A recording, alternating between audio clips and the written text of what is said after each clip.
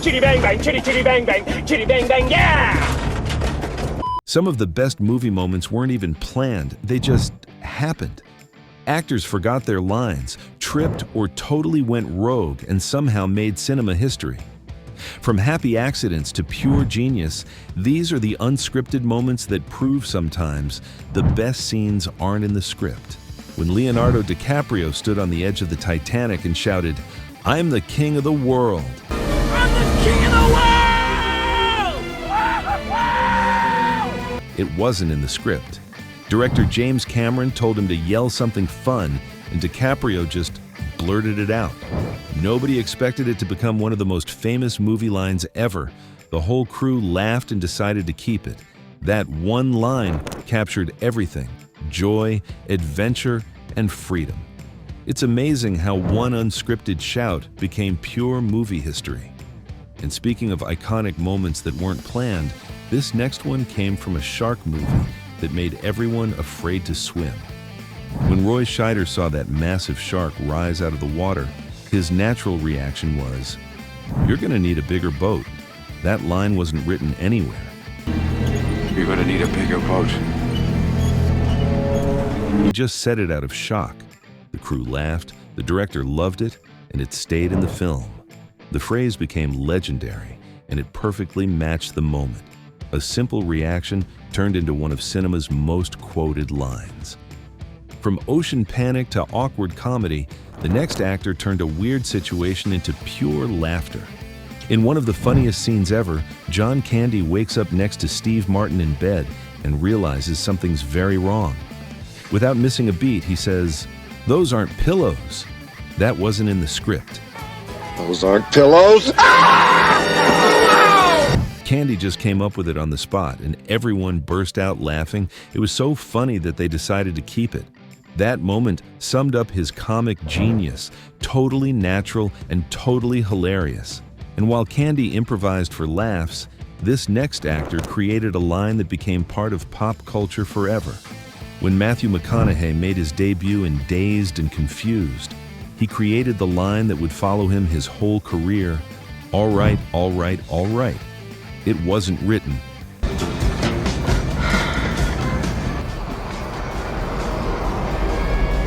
All right, all right, all right.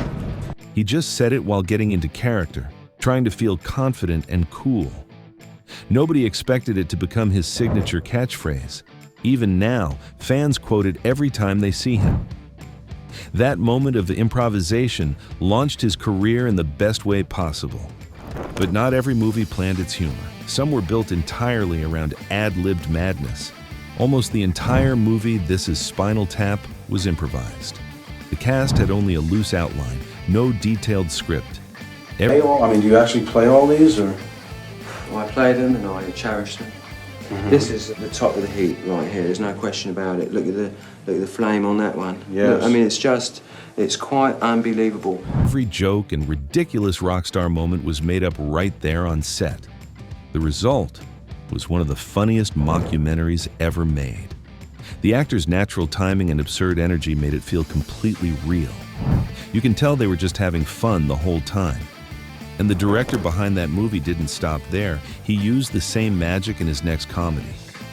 Like Spinal Tap, this film relied on actors creating their own dialogue. Christopher Guest and his cast improvised almost every line. We had friends, Barbara and Bruce, remember, who went to China, and I'm sure you're in the travel business, that you've been there, but they went to Peking where they make the ducks. Turning a small-town theater show into one of the funniest movies ever. The humor came from how real the characters felt, awkward, proud, and totally clueless. It's proof that sometimes the funniest lines come when actors are allowed to just play. But what happens when action heroes decide to improvise? That's where the chaos really starts. Will Smith and Martin Lawrence were encouraged to improvise during Bad Boys, and they went wild with it. Hey, freeze, bitch! You freeze, bitch. Oh, shit. I'm fucked. Now back up, put the gun down, and give me a pack of tropical fruit bubblicious. And some Skittles. In one scene, Martin yells, "No, you freeze, bitch!" and some Skittles, totally unscripted. The energy between the two actors made the scene unforgettable. Their chemistry felt so real because it wasn't forced. They weren't just reading lines, they were having fun, and it showed. But sometimes, even in fantasy films, a random joke can sneak in and make everyone laugh. During filming, actor Justin Whalen was supposed to say, "Honor is for fools, my friend." But in the moment, he changed it to, "Oh, what a romantic notion." I'll get Marina, you get the map. How you get the girl and I get a map? Courage made them heroes. I thought you said this was gonna be easy. Their quest for justice. Everyone cracked up and the director kept it. The new line made his character feel more sarcastic and relatable. It turned a dull bit of dialogue into something funny and real. Sometimes, a single switch of words can change an entire scene. And if you think that's clever, wait until you hear how Meryl Streep turned serious lines into gold. Meryl Streep improvised several of Miranda Priestley's icy one-liners. That's all. Union, which exposed the That's all. exploitation. That's all. That's all. That's all. She would change little words or add quiet pauses that made them hit harder. Many of her "that's all" moments were her own touch. Her improvisations made Miranda scarier, funnier, and more human all at once. The crew said Meryl transformed even simple sentences into something unforgettable. That's what makes her one of the greatest. And from one icon to another, this next star turned a silly moment in a Christmas movie into instant magic. Will Ferrell is known for improvising, and Elf was no exception.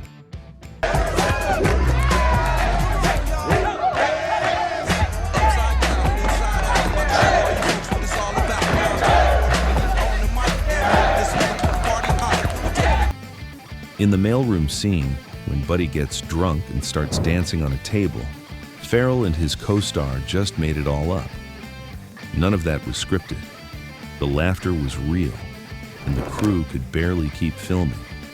The goofy chaos became one of the funniest moments in the movie. But before Buddy the Elf, there was a mobster who accidentally made comedy out of murder. During the famous car scene, Castellano was told to say, "Leave the gun," but he added one more thing: "Take the cannoli." Leave the gun.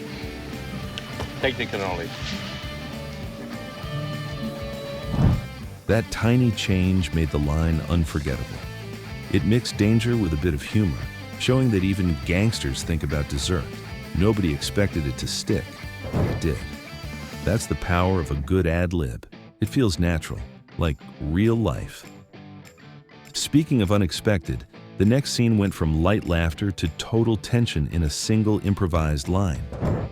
The chilling, "Funny how, am I a clown? Do I amuse you?" scene wasn't in the script. I make you laugh? I'm here to fucking amuse you? What do you mean funny? Funny how? How am I funny? Joe Pesci improvised it based on a real-life moment he once had in a restaurant. The actors around him had no idea what he was going to say, which made their reactions real. The mix of humor and fear was so perfect that it became one of the movie's most famous scenes. But not every improvised line was meant to scare. Some became unexpectedly deep and poetic. Rutger Hauer rewrote part of his final speech himself the night before shooting. He added the line, "All those moments will be lost in time, like tears in rain." All those moments will be lost in time.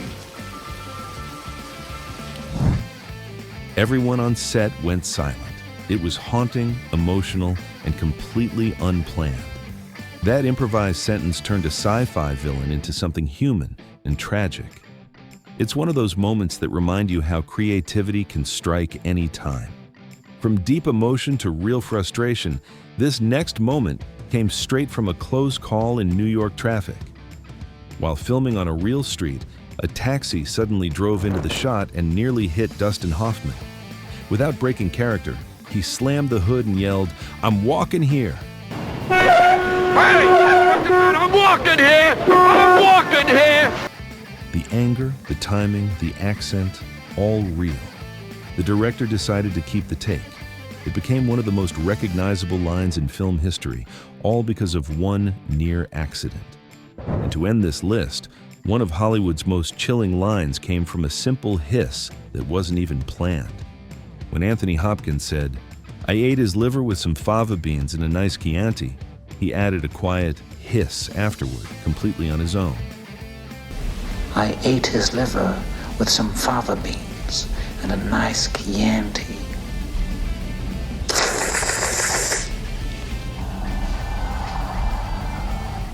It wasn't written, but it made the scene 10 times creepier.